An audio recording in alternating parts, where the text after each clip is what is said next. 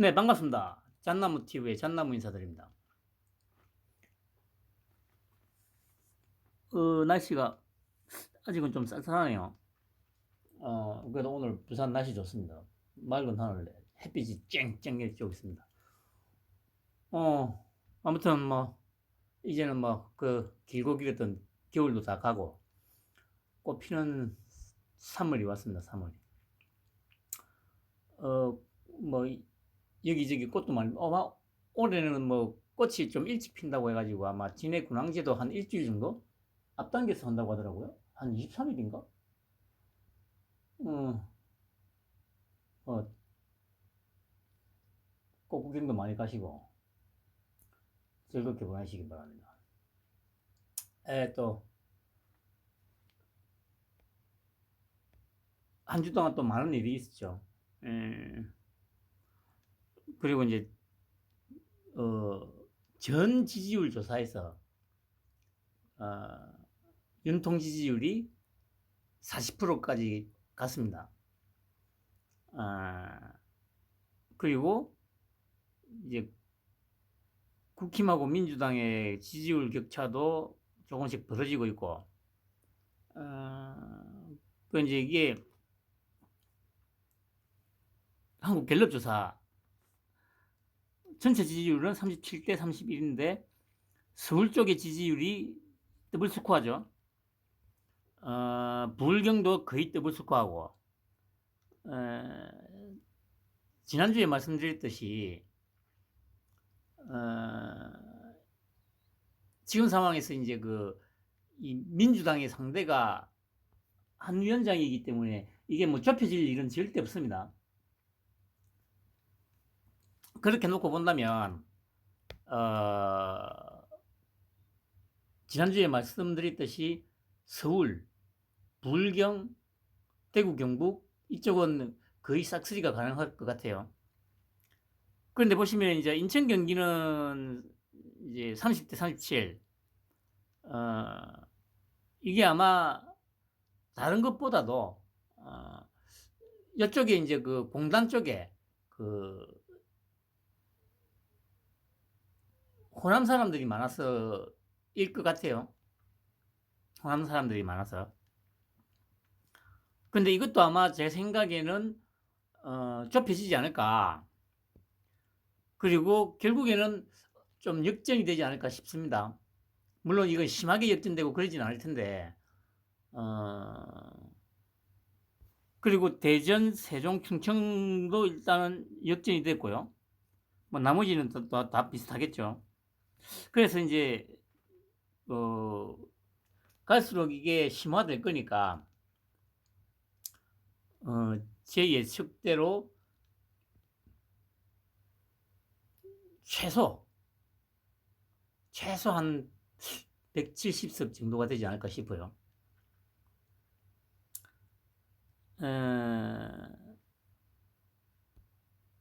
그런데 이제 이 지지율 조사에서도 이제 나타났는데, 이 소위 언론이란 것들이 얼마나 그 쓰레기인지를 알 수 있게 해주는 장면들이 몇 개 있었습니다. 예를 들면, 처음에 뭡니까, 2달 반 전에 비대위원장 취임하고, 한동안 이제 한 위원장 지지율만 오르고, 윤통 지지율하고, 국힘 지지율이 답보 상태였죠. 그러니까, 민주당 쪽 패널이나 언론에서 계속 했던 얘기가 뭡니까? 디커플링이니 그럼 시들장은 용어를 써가면서 이제 얘기를 했죠. 아니, 디커플링, 특히 민주당 이 새끼들은 자주니 독립이니 그렇게 회치되는 새끼들이 영어를 왜 그리 좋아하는지 모르겠어요. 그냥 간단하게 자기들이 좋아하는 중국 쪽. 그러니까 그냥 연동이 안 되고 있다든지, 자주 독립을 그렇게 외치니까 이제 한자도 좀 그렇다 싶으면 함께 간다고 하든지. 아니, 그러니까 이제 연동되지 않는다. 따로 논다. 따로 간다. 이 좋은 표현들 있잖아요. 근데 쓸데없는 소리였고. 그 아무튼 그랬는데 결국에 한 달 정도 지나면서 인제 그 세계가 공이 연동이 되면서 쭉 오르고 있죠. 그러니까 인제 결국에 또 그 얘기 잘못한 게 자기들이 잘못 예측했던 거에 대해서는 뭐 반성이나 이것도 전혀 없이 이거 지지율 조사를 보면서 채널 A였나? 그 이번 주에 그 한 위원장이 그 뭡니까 그 저기 청주하고 천안 그리고 인제 후반에는 성남, 수원 이렇게 갔지 않습니까? 용인. 그러니까 앵커가 하는 말이 인천 경기가 인제 30대 37로 인제 뒤지니까 뭐라는 게 아니라 한 위원장이 공을 들이고 있음에도 불구하고 뭐 또 효과가 없다는 둥 이런 식으로 또 표현을 하더라고요.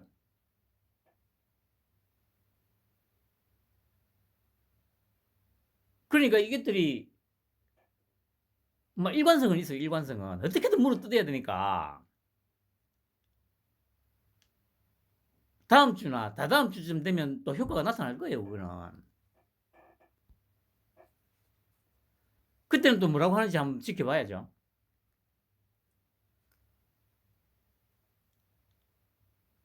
그리고 인제 뭐 그건 다음에 나중에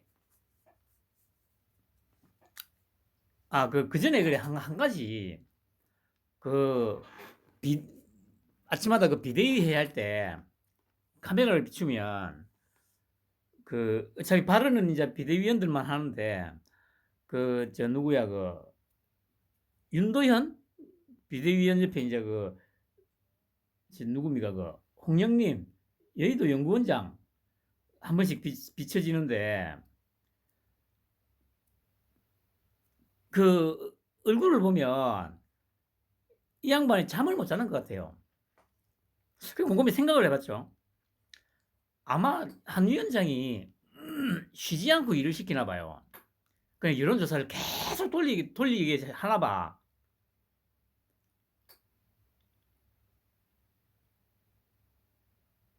그러니까 제대로 된 그런 여론조사가 필요하다는 겁니다. 그러니까 제가 보기에는 그 여의도 연구원장 이하로 지금 여의도 연구원이 아마 눈코 뜰 새 없이 바쁜가 봐요. 하루에도 이 254개 지역구 돌아가면서 계속 돌려야 되니까 그 여론조사를 바탕으로 아마 한 위원장이 전략적으로 움직이는 것 같거든요, 제 생각에는.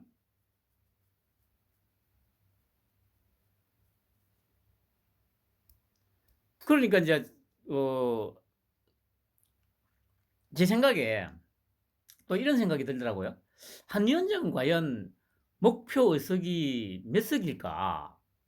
뭐 물론 이제 겉으로는 항상 이제 뭐 겸손하게 우리는 뭐 사랑받고 싶다는 좀 눈치를 본다는 둥 하면서 이제 바짝 엎드리고 있지 않습니까?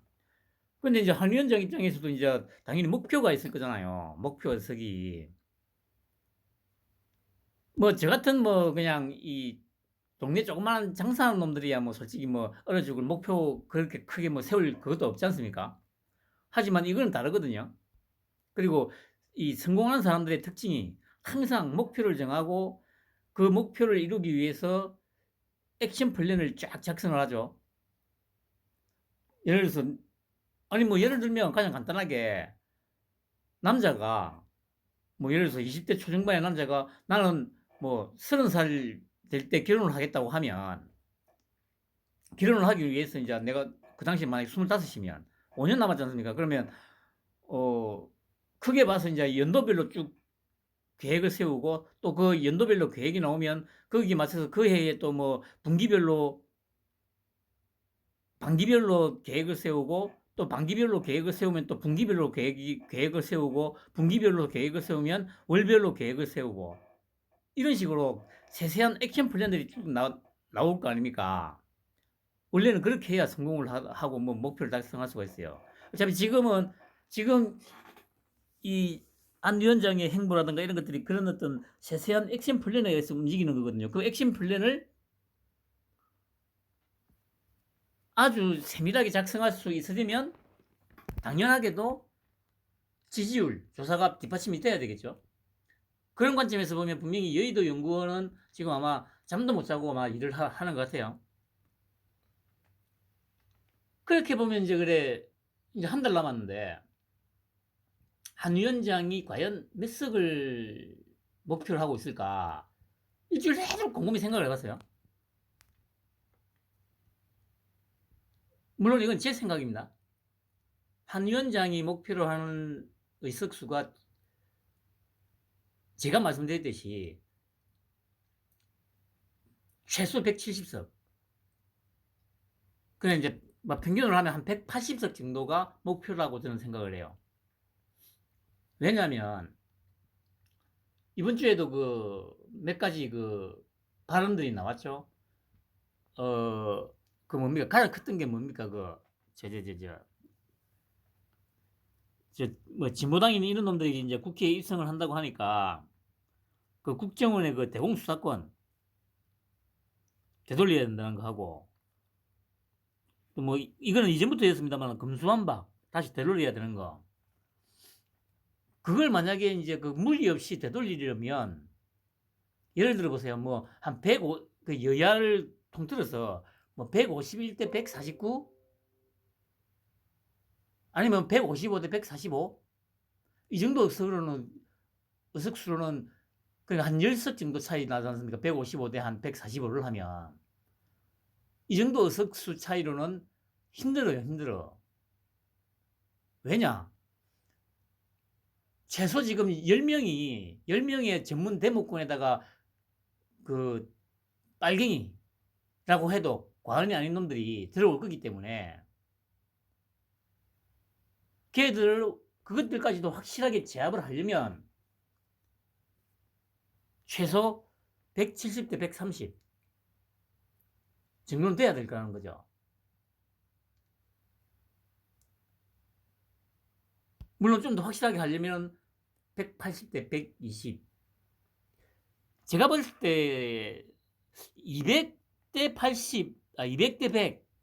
이거는 한 위원장도 모르겠어요. 이제 목표는 어차피 조금 더 위로 잡아라고 했으니까 200대 100을 목표로 하고 열심히 뛰고 있을 수도 있어요. 그렇게 하면 이제 한 180대 120 정도 나올 수도, 아니면 조금 더 나올 수도 있으니까. 그런데 뭐 솔직히 지금 현재의 그 정치 구도상 200대 100은 솔직히 거의 불가능에 가깝다고 봐야 되죠. 아무튼 제 생각에는 한 위원장이 지금 최대치의 목표는 한 200석을 잡아놓고 거기에 맞춰서 뛰고 있지 않나. 그래서 한 180석 정도. 말씀드렸듯이 그 정도 의석수가 되어야 지금 뭐 금수환박이든 대공수사권이든 되돌리는 거에 크게 무리가 없을 거라는 거죠. 제 생각에.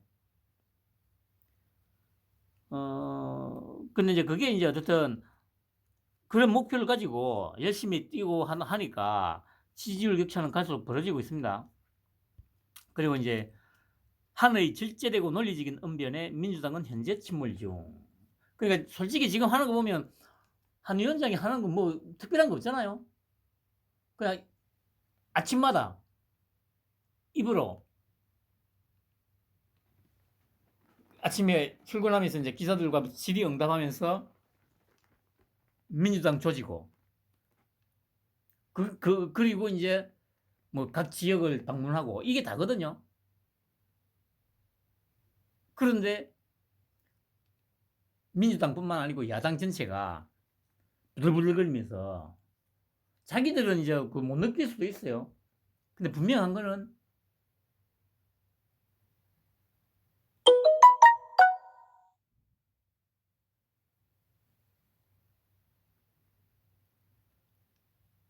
민주당은 침몰 중이라는 겁니다. 그래서 제가 보기에 딴소리는 분명히 할 것 같아요. 왜냐 어차피 이재명의 목표는 배지지 않습니까? 배지. 그리고 대표. 배지 떨어지는 순간 어차피 자기는 죽은 목숨인 걸 알기 때문에 배지를 결코 놓을 수가 없어요. 그런데 이런 조사를 내보니, 그래, 물론 뭐, 저 뭡니까,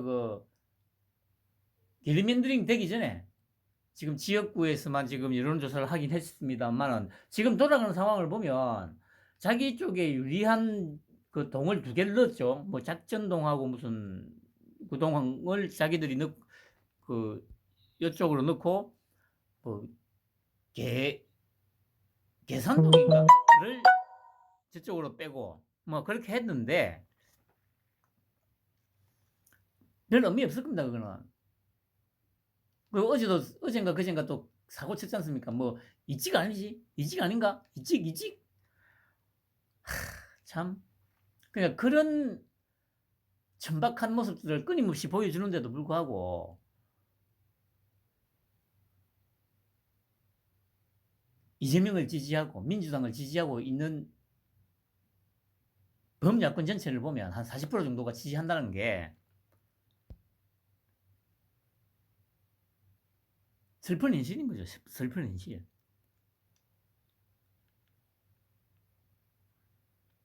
아무튼 방금도 말씀드렸습니다만은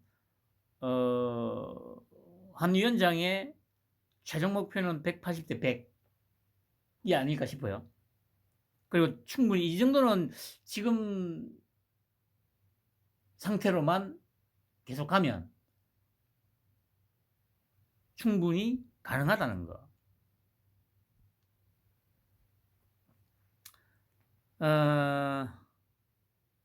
그러니까 저기 이낙연이, 문재인이, 뭐 김부겸이니 지금 민주당 상황을 놓고 봤을 때 이재명이 저렇게 전횡을 휘두르고 있는데도 불구하고 나머지 소위 비명인이 하는 놈들이 다 지리멸렬인 이유가 지난 한 주 동안 극명하게 드러났습니다. 적어도 저도 이재명이를 양아치보다 못한 쓰레기라고 생각하지만 말입니다. 지금 현재 범야권에서 대권에 도전할 수 있는 인물은 이재명밖에 없다는 건 확실해요. 지난 공천 과정에서 드러난 이 문재인이나 김부겸이나 이낙연의 어떤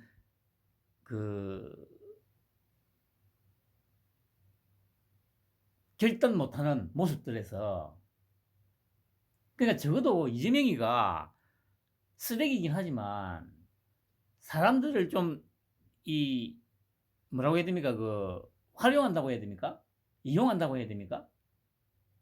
그 사람의 어떤 성격이나 이런 거를 캐치를 해가지고 자기한테 유리하도록, 요거는 이제 자기한테 유리하게 한다는 게 뭐 공익적인 뭐 부분을 위해서 유리하게 한다는 게 아닙니다. 사적인 거, 항상 이건 사익을 추구하는 놈이니까. 어쨌든 이재명이는 적어도 통을 할 수 있는 역량은 분명히 있다는 겁니다. 그러니까 지금 총선 여기 공천 과정에서도 드러나잖아요. 철저하게 상대 진영을 그들의 어떤 문재인이라든가 이낙연이라든가 이런 유저들의 어떤 성격을 파악해가지고 그걸 이용해서 절대 자기한테 큰 목소리를 내지 못하게 하고 있다는 거. 이거 하나만 보더라도 어쨌든 지금 현재 민주당 야권에서 대권에 도전할 수 있는 인물은 이재명밖에 없다는 거죠. 그런데 이제 이 얘기는 뒤집어서 얘기하면 이재명만 처리되면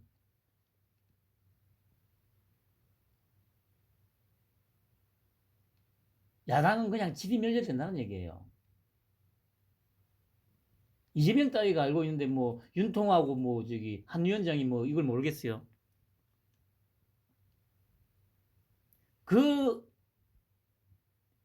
절대적으로 기울어진 환경에서도 윤통이 그 혼자 힘으로 대통령 차지했잖아요.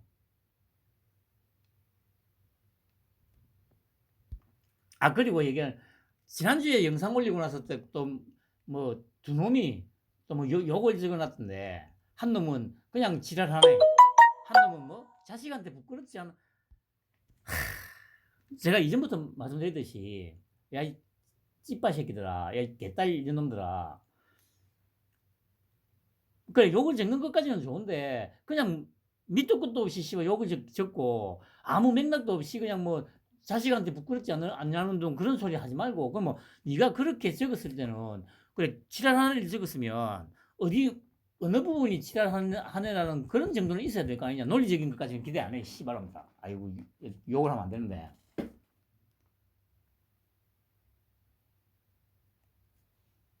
그리고 씨발마, 아이씨. 나 애 없거든? 한심한 놈의 새끼들. 그 지금 뭐냐면, 만약에 문재인이도 그렇고 이낙연이도 그렇고 뭔가 좀 치고 나가는 결단력 같은 게 좀 있었으면 상당히 긴장을 했을 거예요. 뭐 제 생각이긴 합니다만, 예를 들어서 이낙연이가 빠져나왔으면 일단 1차적으로 그 이준석이 같은 그런 개참놈하고 붙어 먹을 게 아니었고요. 바로 문재인을 찾아가서 단판을 찧었어야지. 문재인이를 확실하게 자기 편으로 끌어들였어야 됐었어요. 근데 그 이낙연 지금도 뭐 아무것도 존재감 자체가 없잖아요.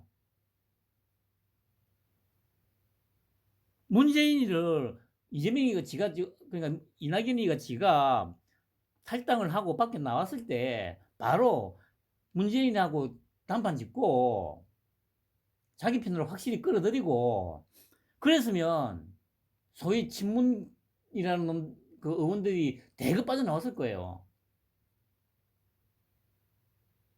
그런데 중요한 거는 이낙연이도 그런 어떤 결단력이라든가 어떤 그 승부수를 던질 수 있는 그런 배포도 없고, 문재인이 역시 마찬가지 아닙니까? 결정장애를 겪고 있는 놈이잖아, 이 새끼가.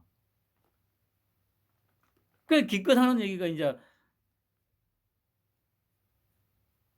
민주당 후보들 만나가지고 뭐 민주당이 주축이 돼가지고 뭐 승리를 이뤄내길 바란다고. 그 제가 뭐라고 했습니까, 이전에? 만약에 이재명이가 대통령이 되었으면 문재인이가 제일 먼저 처리됐을 거라고. 지금 윤통보다도 먼저. 지금 딱 상황을 보면 딱 나오잖아요. 만약에 이재명이가 대통령 됐으면 제일 먼저 처리됐을 놈이 문재인이에요, 문재인. 당연히 그 다음에 이제 그 윤통이지. 그리고 그 다음에 아마 노무현이도 이제 싹 정리했을 거예요.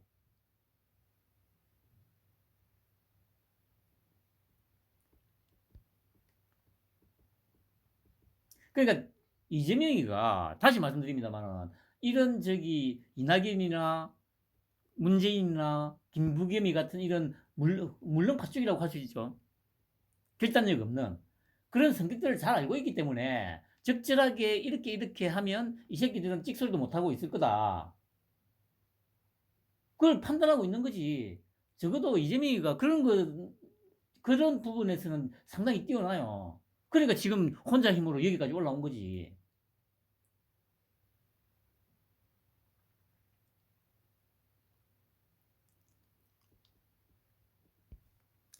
김부겸이도 보세요.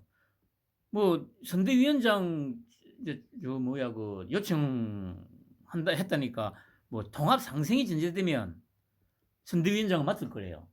아니 씨발 지금, 아니 통합 상생이 완전히 다 박살이 났는데 말하는 거 보세요. 그게 뭐냐면, 이재명이는 자기가 그렇게 막 자기 마음대로 공천을 줘도 얘들 함부로 뭐 탈당하거나 그러지 못, 그럴 어떤 배포도 없는 새끼들이라는 걸 딱 정확하게 알고 있는 거예요.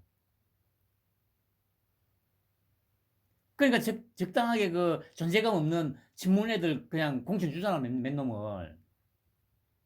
그 진짜 정말 어쨌든 그 부분에 그쪽 부분에서는 참 상당히 뛰어나긴 뛰어나요.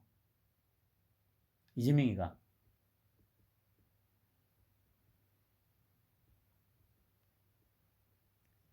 그리고 그래 신문 다 죽이고 그래 쓸모 있는 노래 다 죽였는데 그 임종석이도 보세요. 임종석이도 탈당한다고 했다가 바로 뭐 하룻밤 지나고 나니까 바로 뭐 뒤집고 안 나갈래?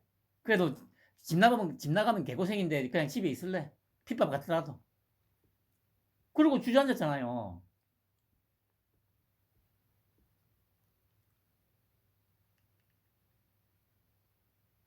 그 지금 보세요.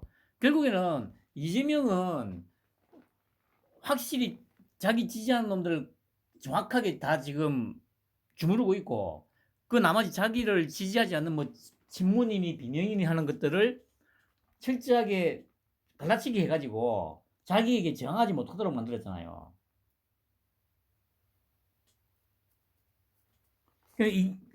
제가 방금 말씀드린 이런 전략이 윤통이나 한 위원장 같이 이제 악을 제거하기 위해서 그렇게 사용을 하면 되는데 그게 아니 자기 자신의 이익을 위해서 사용을 하니까 이재명이는 결코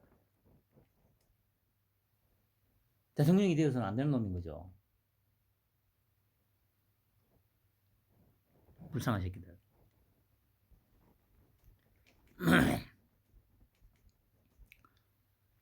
1대1 토론 계속 얘기하고 있습니다. 이게 이제 나온 건데, 그러니까 2017년, 당연히 이때 제가 이제 이재명 하고 있을 때죠. 이때 이제 했던 말이 후보 토론회를 회피하는 것은 국민에 대한 예의를 충분히 못 갖춘 거다. 시기, 방법, 절차, 내용 모든 것은 문캠프에 위임하겠다. 그냥 토론하자. 이걸 거의 그대로 이제 또 되돌려 주죠. 한 위원장이. 국민의 좋은 판단 기준 제공하는 것이 1당, 2당 대표로서의 도리다. 1대1 TV 토론은 이재명 대표 일정에 맞추겠다. 그러니까 하다가 안 되니까 뭐 묵비권을 행사해도 되고 사회자로 그 김호준이 데리고 가도 되고 다 네 하고 싶은 대로 다 해라. 이 던져줬는데도 반응이 없죠. 네. 그러니까 뭐 국정 놓고 대통령과 단 한 차례도 만나지 못해. 민생 파탄 완화 위해서라면 대통령과 야당 대표의 대화가 문제. 그러니까 또 바로 받아치지 않습니까? 아니 지금 총선 기간인데 대통령이 나와서 무슨 토론을 하냐고 민생 토론을 선거 개입인데 이 병신아 하면서 그냥 구질구질한 변명으로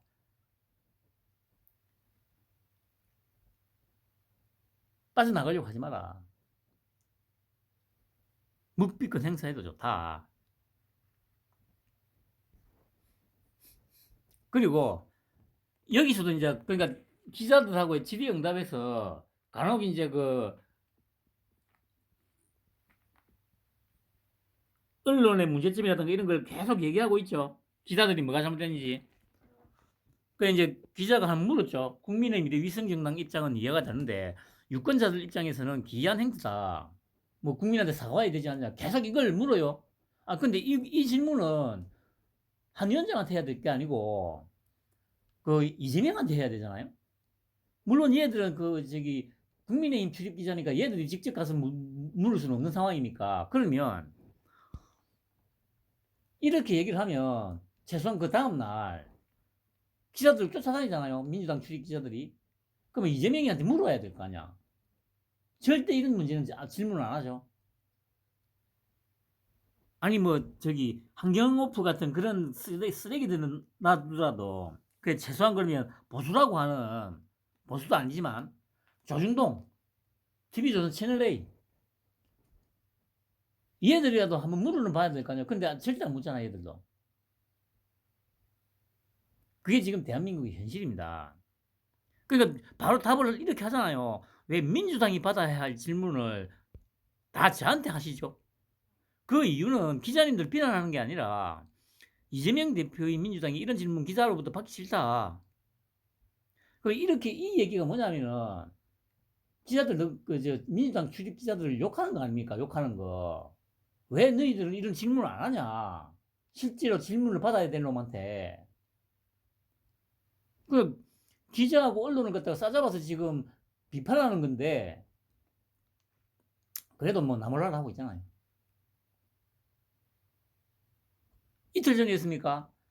그 이재명이 그 양평에 갔잖아요. 그 양평에서 기자가 질문을 하는데 아마 보셨을 거예요. 약간 좀 답하기 약간 어려운 질문을 하니까 그 개딸년 놈들이 뭐라고 합니까? 야유 보내고 질문하지 말라고. 근데 그게 크게 이슈화도 안 돼요. 만약에 그게 반대 상황이었다면 어떻게 됐을까요? 만약에 기자가 그래 한 위원장한테 이런 말도 안 되는 질문을 할 때 한 위원장 지지자들이 기자들 보고 야유를 보내고 하면 어떻게 됐을 것 같습니까?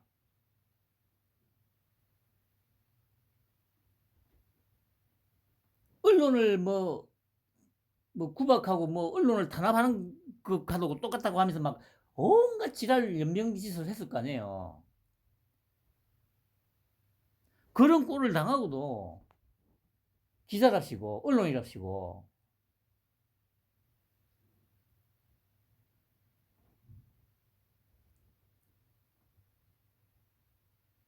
이 얘기가 그 얘기 아닙니까? 이런 질문 기자로부터 받기 싫다 그러면 저한테 받으십시오. 이 얘기가 돌려서 말한 거 아닙니까? 기자들 언론 보고 너희들이 기자고 언론이야 이 새끼들아. 이재명이한테 해야 될 질문을 거기서는 찍소리도 못하고 질문 한마디 안 하다가 왜 나한테 와서 지랄이냐고. 쓰레기 같은 것들. 그리고 권향엽인가? 참 이것도 이제 계속 물고 늘어지고 있죠. 왜냐? 한 위원장은 다 알고 있거든. 제가 이전부터 그랬잖아요. 이 그냥 손바닥 아니라니까. 이재명이 아니 뭐 저기 다른 민주당이 뭐 범야권이 무슨 짓을 하건 그거는 윤통과 한 위원장 손바닥 위에서 놀고 있는 거라니까요. 그 권상엽인가 얘가 어떤 일을 했는지를 잘 아니까 계속 공격하는 거예요. 그게 이제 김혜경하고 그러니까 이제 얘기를 하잖아요. 아니 대통령 배우자실이 있었다는 게 그게 기이하다고 얘기하잖아요. 그 제가 이전부터 그랬잖아요. 아니 국회의원이 수행실장을 하고 한다는 게 그게 말이 되냐고. 그러니까 그거를 이전부터 계속 이 이슈화를 시켜야 되는데 그 어느 누구도 그 이슈화를 안 시켰어요. 이게 소위 보수 패널로 나가는 새끼들도 이런 걸 계속 누구 늘어져야 된다니까. 그냥 그 뭐 중립이니 뭐니 그런 개소리도 씹으지 말고 아니 도대체 배우자실이라는 게 뭐냐고 이런 게 왜 필요했냐고. 그 이전에 그 있었잖아요. 무슨 그 사람이 아마 죽었나? 제 기억이 아마 그 배소연인가 하는 걔 그 남편이 아니고 뭐 남자친구였습니까? 걔가 무슨 김혜경 운전기사를 했는데 그것도 저 직접 김혜경 차를 운전한 게 아니고 선도 차량을 운전했다고 그런 기사가 한두 번 났었잖아요 이전에. 아니 그러면 물고 늘어져야 될 거 아니에요. 이런 얘기가 나올 때마다 아니 도대체 그 선도 차량을 저기 운전하는 사람도 있었는데 도대체 뭐 한 거냐고. 이렇게 세비를 받는 국회의원하고 당직자들을 내세워서 비서로 두고 도대체 무슨 짓을 한 거냐고. 영부인 호소인이냐고. 아니 영부인 호소인 아니고. 그런 식으로 계속 물고 늘어지면 이 사람들이 인식을 하게 되잖아요. 아유 뭐 하여튼 뭐 지나간 얘기 하면 뭐합니까. 그 이제 이걸 이제 끄집어내니까 아주 민감하게 이제 반응을 하죠. 이재명이가. 그러니까 이게 이재명의 아킬레스건이라는 거죠. 배소연, 권양엽, 이해식이. 그 이해식이는 뭐 좀 공천 줬고.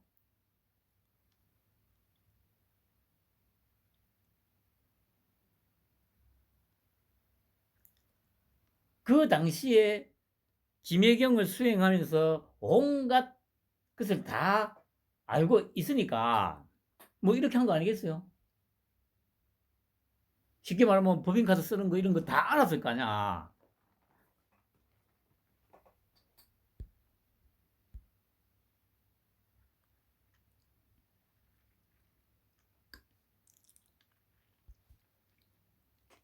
아니 그러면서 이제 그래.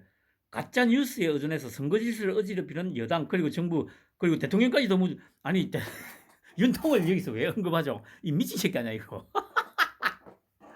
그러니까 지금 얘도 지금 워낙 이게 정확하게 이제 그 뭡니까 정복을 찔리니까 화들짝 놀라가지고 가뜩이나 지금 정신 못 차리고 있는데 더 정신을 못 차리고 있는 거예요.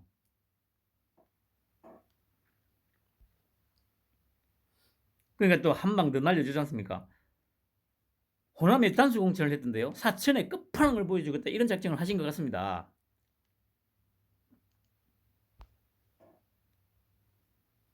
그러니까 뭐 대변이라는 놈이 나와가지고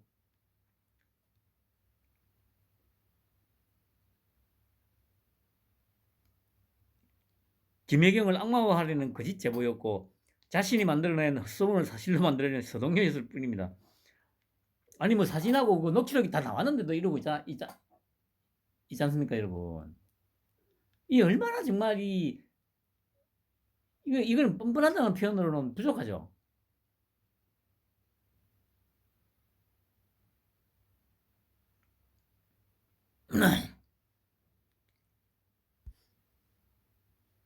그러니까 이런 것들이 정치판에 남아 있었어야 되겠습니까? 그리고 이런 것들을 제대로 정리하려면 뭐 151 대 149, 155 대 145 이런 수준으로 가능할 것 같아요.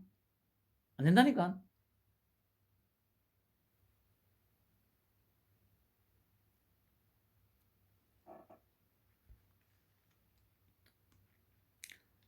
그러니까 이제 계속 이제 논란이 되죠. 제 안에 비서라는 둥, 사천했다는 둥, 정당한 공천행위를 사천으로 조작했고, 아니 이건 뭐 그래 고발을 하는데 참나 이게 고발거리가 되는지도 참 진짜 어이가 없는 거죠.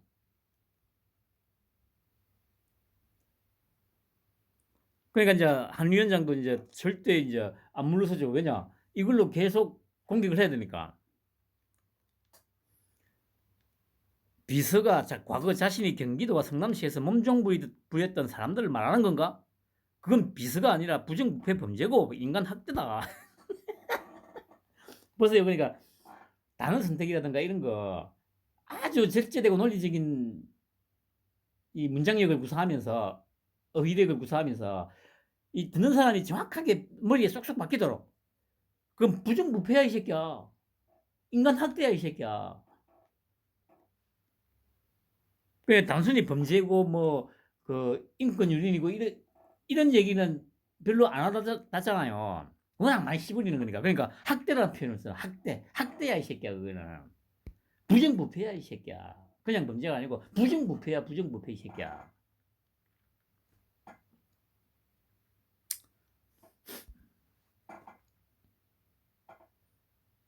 그러니까 이제 또 언론 탓을 하는데 그러니까 이거 보세요. 아니 이런 말도 안 되는 언론 탓을 하는데도 언론이 조용해.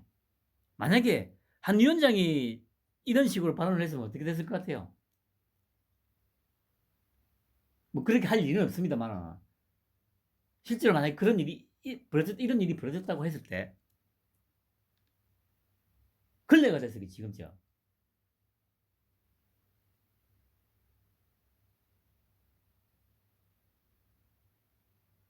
그 이걸 보면서 여러분들은 그래 뭐 조중동이 보수 언론이고 우리 편이고 그런 생각이 드십니까 여러분?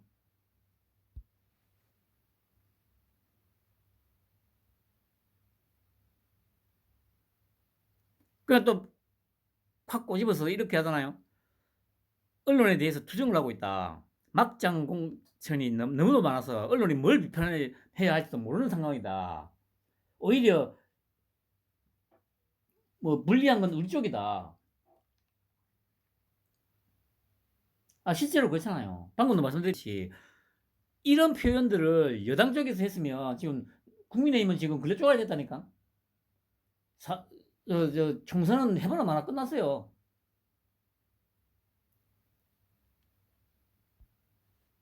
그런데 이런 뭐 협잡이니 이런 얘기를 하는데도 그런가 보다 하고 넘어가요.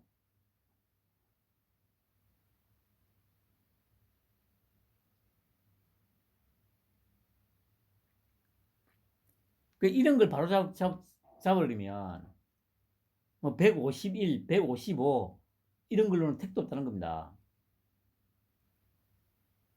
180대 120.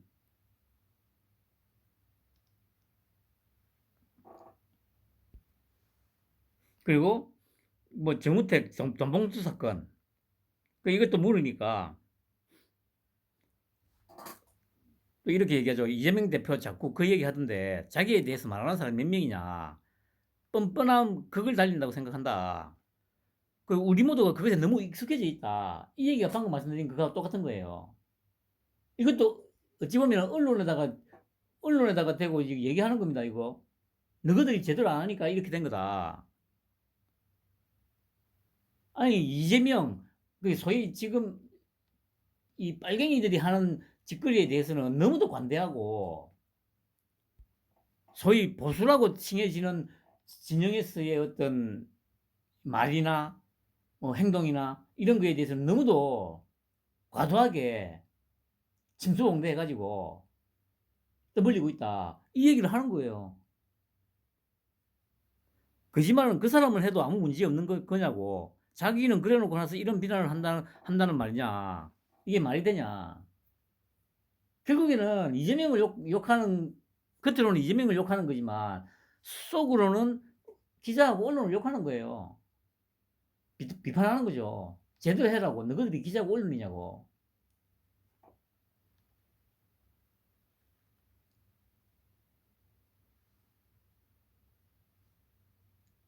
그러면 예를 들어서 이걸 받아가지고 민주당 출입 기자들이 다음날 질문을 해야 될 거냐, 이재명한테.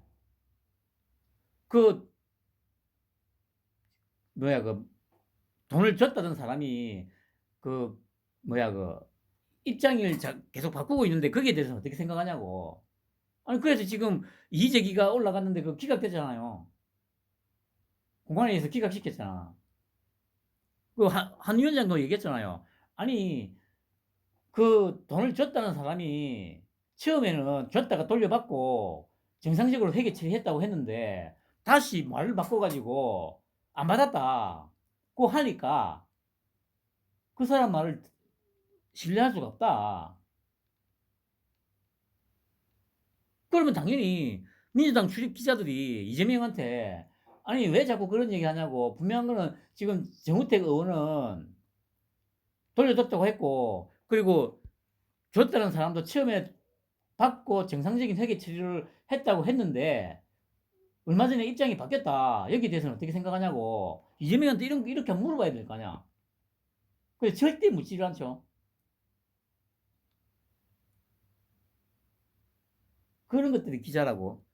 그리고 언론이라고.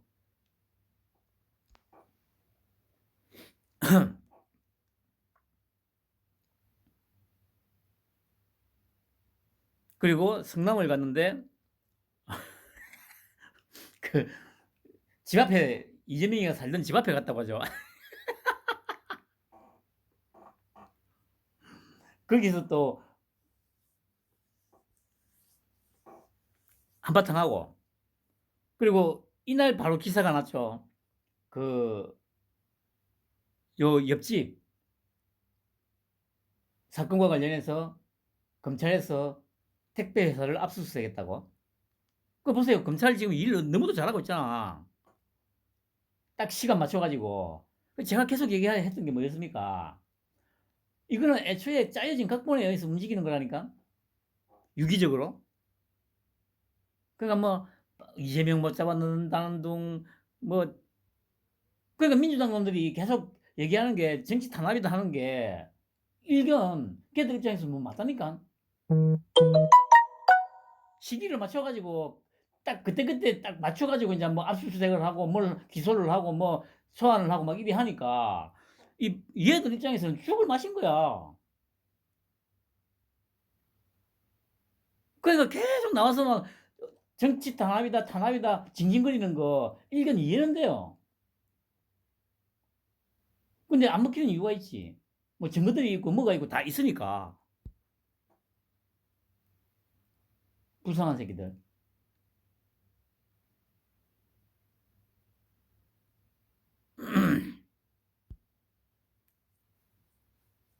그러니까 저기 법정에 들어가면서 이게 근육이죠. 징징거리 그러니까 기자들 질문에 절대 답 안 하다가 이날은 뭐 저와 제 아내가 뭐 탄압을 받고 있다는 둥 말 같지 않은 소리를 하고 들어갔죠.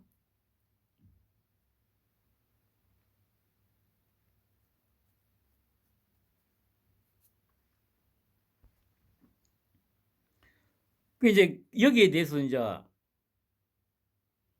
기자가 물었죠. 혹시 그 저기 이재명 재판 받는 날에 맞춰서 성남 찾아간 거 아니냐? 맞지? 아니 뭐 뻔한 걸 왜 묻냐고. 그러니까 이제 한 위원장이 이제 에이 그건 아니야. 성남이라는 곳 자체가 일부러 그것을 맞췄다기보다는 우연히 이재명 대표께서 법카 배달하고 한 그지 근처더라고요. 한 번 더 상기시키잖아요. 저 새끼 저거 법카로 저기 초밥 사 먹고 저기 그 소고기 사 먹고 과일 사 먹고 했대요. 아, 나 이런 거 보면 아 정말 이 제가 봐도 얄미운데 이 이재명이하고 그 민주당 놈들이 봤을 때 얼마나 죽이고 싶겠어요, 솔직히.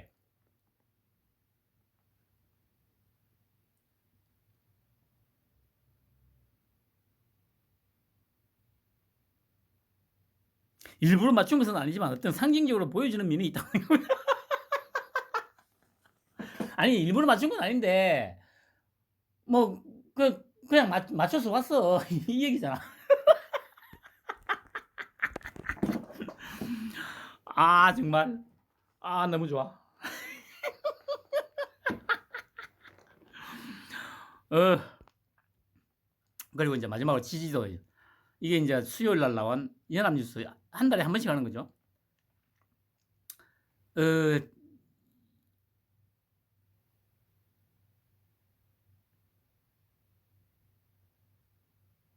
39 대 32 오차 범위를 벗어났죠. 6.2%인데 7%니까. 어 그러니까 이렇게 이제 그 단순히 정당 지지도만 물으면 이렇게 나오는데 어 지역구 후보 역시 보세요. 근데 여기는 그 지역구 같은 경우는 이 조국이 그것까지 합쳐도 이기는 걸로 나오죠. 그런데 비례대표는 똑같아. 28대 27. 이거 가지고 이제 뭐 이런저런 분석들을 많이 하는데 물론 이제 그래 긴장을 늦추면 안 됩니다. 그래서 이제 한 위원장이 계속 끊임없이 말 조심해라. 문자도 보내고 있다고 하죠. 제가 보기에도 뭐 이래봐야 어차피 자기들 민주당 표를 먹는 것 뿐이고 오히려 이 조국이 이런 식으로 계속 나오면 아직 결정하지 않았다는 31%에서 야 이거 안 되겠다 이건 안 되겠다 아무리 그렇다고 저 항소심에서까지 징역을 받았던 범죄자 새끼가 이재명처럼 또 방탄을 하려고 하네 이런 생각을 해서 여기 있는 표가 국힘 쪽으로 물론 아주 많이 오지는 않을 건데 분명히 일정 부분 들어올 거거든요. 그리고 그걸 한 위원장이 만들 거예요. 그러니까 제발 그냥 한 위원장이 시키면 시키는 대로만 해. 그 펜으로 나가면 열심히 그냥 까고 제대로 좀 까, 제대로. 아, 그리고 왜 그 얘기가 나와서 하는 말인데, 아니 뭐 서성욱이 걔는 보니까 채널 A 뭐 어차피 다른 채널은 제가 별로 안 보니까 TV조선에서 자주 그 출연 정지를 먹더라고요. 뭐 한 달 내지는 뭐 두 달. 그 지가 뭐 항상 하는 말이 이제 주로 이제 그 이전에는 그 누굽니까 그 이준석이를 약간 과도하게 비판을 하거나 하면 그 지지자들이 계속 저기 방송사에 전화를 한대요. 그러니까 장의를 많이 받으면 뭐 1개월 정지시키고 한다더라고요. 그러니까 이번에도 아마 그 채널A에서 저기 그 한 1개월간 저 출연 정지 당했다고 그 얘기를 하던데 며칠 전에. 아니 근데 이 소위 보수라는 여러분들은 그 재명무기하고 이런 것들 좀 정리 안 합니까? 아니 예를 들어 보면 당에서 그걸 죄를 넣지 말라고 할 수는 없는 상황일 것 같고 당에서 직접적으로 아니 그러면 지금 상황에서 방금도 얘기했듯이 그뭐 민주당이나 이 이준석이 같은 경우는 그 지지자들이 방송국에 계속 엄청나게 전화를 하면 항의 전화를 하면 출연 정지를 한다잖아요. 아 그러면 보수라는 여러분들은 방송국에 전화를 해가지고 최병묵이 정호김이 특히 그 둘이 빼라고 안 해요. 아니 TV조선은 씨그 신통방송 거기는 월요일부터 금요일까지 빠짐없이 나오고 그 시사쇼 정치다 거기에도 거의 빠짐없이 나오고 그 나와서 하는 말이 그 며칠 전에 뭐였죠 그 이천수 그 폭행당한 거 그 얘기를 하는데 이 새끼한테 마이크가 넘어갔어요. 그 이 새끼가 뭐라는 게 아니라 아 이런 일이 뭐 그 저기 야당에서만 벌어지는 일은 아니다. 아니 그 이천수가 폭행당한 거에 대해서 얘기를 하라는데 거기서 양비론을 펼치고 있어 이 쓰레 같은 새끼가.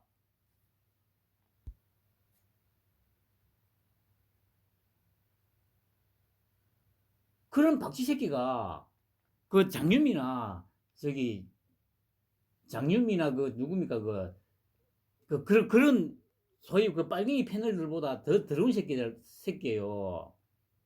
소위 말하는 분탕종사 새끼잖아. 아니 그러니까 거기에 대해서 아니 그 진짜 아 참 아유 그냥 뭐 그러나 마나 그냥 뭐 어차피 그런 것도 다 지금 뭐 변수가 되지는 않습니다. 어차피 상수였기 때문에.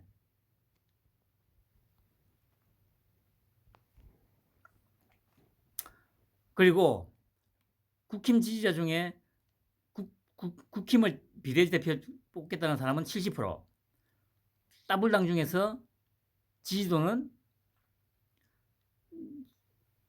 민주당 그대로 찍겠다는 사람 37%, 조국을 찍겠다는 사람 28%. 그 이게 정상적인 나라라고 생각됩니까, 여러분?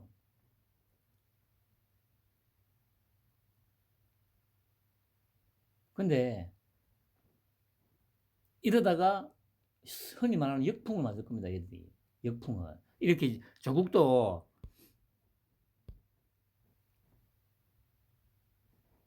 이, 이 지지율에 취해가지고 그러다 보니까 뭐 황운한가 그 새끼도 갔죠. 거기서 비대받아가지고 또 한번 국회의원 해먹겠다는 그 의도 외에는 뭐 있겠어요? 그러니까 지금 자기들 나름대로 이렇게 나오는 지지율에 취해가지고 어차피 뭐 사리분별력이 없었긴 한데 더 이제 사리분별력이 떨어진 거죠. 아 그리고 제가 이전에도 말씀드렸습니다만 이름을 외자로 지은 거 아니 그 저번에 어디선가 들으니까 원래 얘 이름이 외자가 아니었다고 하더라요. 이 새끼가.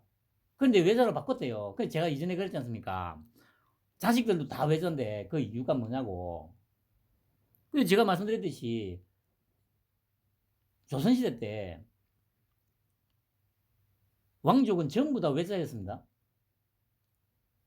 그 이유는 말씀드렸죠. 다시 말씀드리면 그 외자에다가 흔히 사용하지 않는 듣도 못한 한자를 사용했거든요. 그 이유가 뭐였냐면 민간에서 왕족이 쓰는 한자를 못 쓰니까 그것들을 피하기 위해서 이름을 외자로 짓고 또 그 한자 역시도 아주 흔히 쓰지 않는 그런 한자를 쓴 거라고. 그런데 중요한 거는 그러니까 이 새끼는 조선시대 때 왕족들이 이제 외자를 쓴 거 그걸 따온 거예요. 이거 저기 지 이름은 원래 주자였대요. 주자. 그랬는데 그걸 이제 개명을 했다고 이 국자로 하나로 개명을 했다더라고요. 그럼 이제 자기 자식들은 그 당연히 또 이제 그런 코스프레 한다고 외자로 지어준 거죠.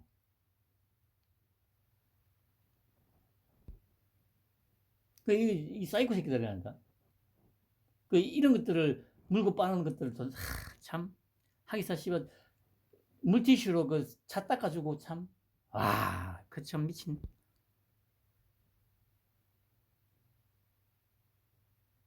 자식들하고 막 남편 그건 제대로 챙겨주기는 하는지 참.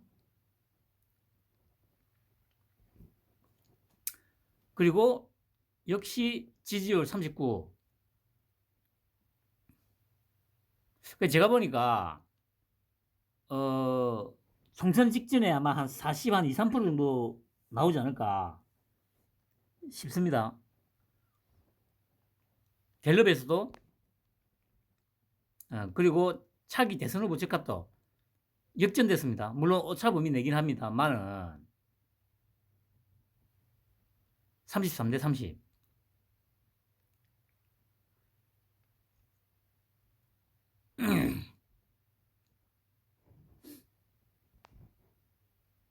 그리고 갤럽 거 역시 39% 나왔습니다. 39대 54, 39대 56.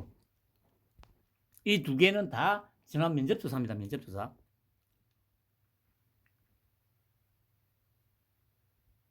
그러니까 이게 부정평가의 경제 지금 계속 발표 나오는 게 뭡니까? 그 수출 이제 흑자로 돌아서고 반도체도 지금 뭡니까? 그 수출이 지금 반등하고 있고 계속 나오는데도 불구하고 이렇다는 얘기는 언론에서 지금 전혀 그런 거에 대해서는 보도가 안 되고 있다는 얘기죠.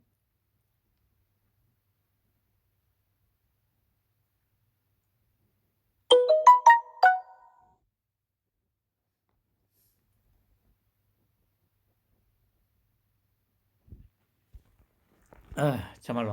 근데 이제 뭐 하여튼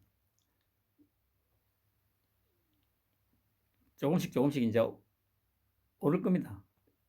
그리고 총선에서 이기고 이제 되면 꾸준하게 아마 40%한 후반, 중후반 계속 유지가 될 거고 말씀드렸듯이 임기 내에는 50%는 아마 넘기가 어려울 것 같아요. 50%는 넘기가 어려울 것 같아요.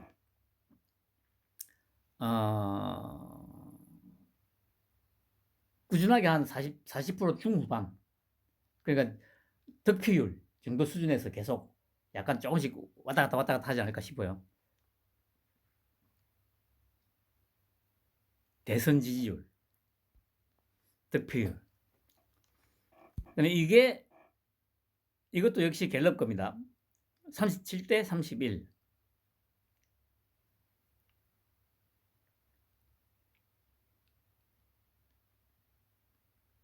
보시면 뭐 조국이 6%를 받아요. 6%. 그럼 이 합치면 국힘하고 똑같죠? 31 플러스 6 하면 야, 이게 지금 대한민국의 현실입니다, 여러분. 그럼 결국에는 조금 더 이제 하자면 제가 항상 말씀드렸듯이 40%는 죽었다 깨나도 윤통 지지 않아요. 한 위원장도 지지 안 해. 최소 40%는 죽었다 깨나도 천지가 계획을 둬. 이 상황에서 더불어민주당하고 조국혁신당 37%. 그 보면 뭐 진보당도 1%, 새로운 미래 1%, 녹색정의당도 1%뭐 이렇게 나오니까 다 더하면 한 40% 나오죠. 그 이 40%는 죽었다 깨나도 윤통을 지지하거나 한 장관을 지지하거나 한 위원장을 지지하거나 할 일은 없어요. 적어도 한 10년 내에는.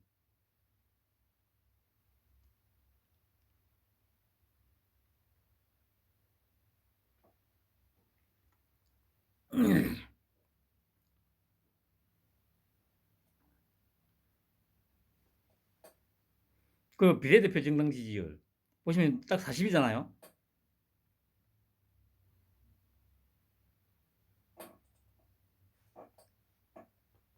참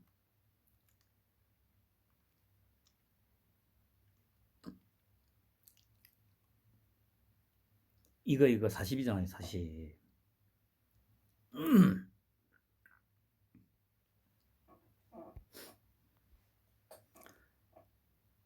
그리고 말씀드렸듯이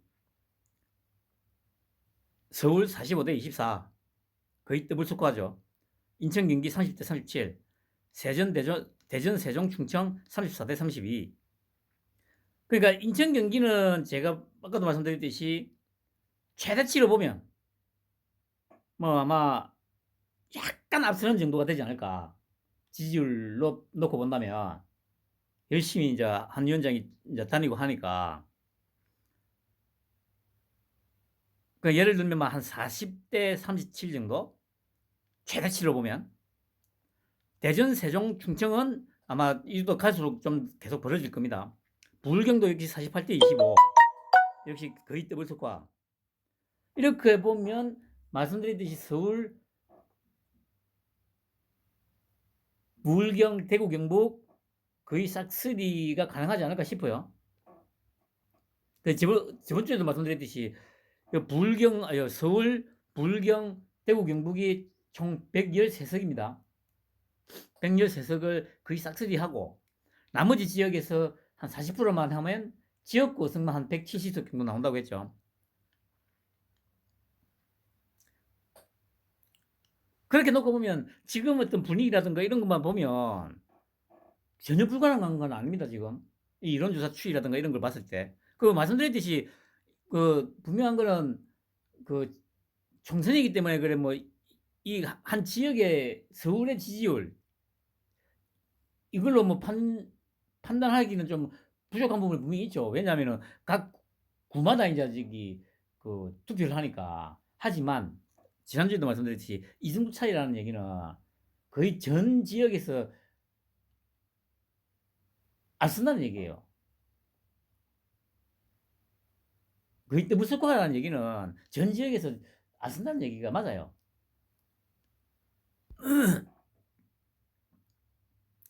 그리고 아까도 말씀드렸듯이 지금 여의도 연구원이 아마 잠도 못 자고 쉬지 않고 계속 각 지역마다 그 여론조사를 돌리고 있고 그 자료를 바탕으로 지금 한 위원장이 전략을 짜고 있을 거거든요.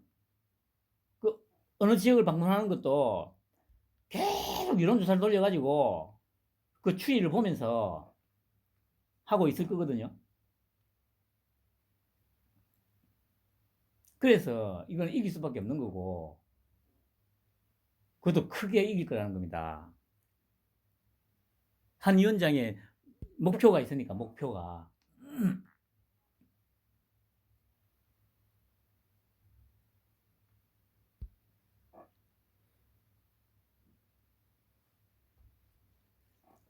그 서울 24대 45. 야, 서울에서도 조국 혁신당 5% 나오네요. 참. 근데 말씀드렸듯이 총선 끝나면 하나하나 정리될 겁니다. 이재명, 조국 뭐 그 나머지 찌끄러기들 문재인도 이제 차근차근 이제 정리가 될 거고. 하여튼 편안한 휴일 오후 보내시기 바랍니다.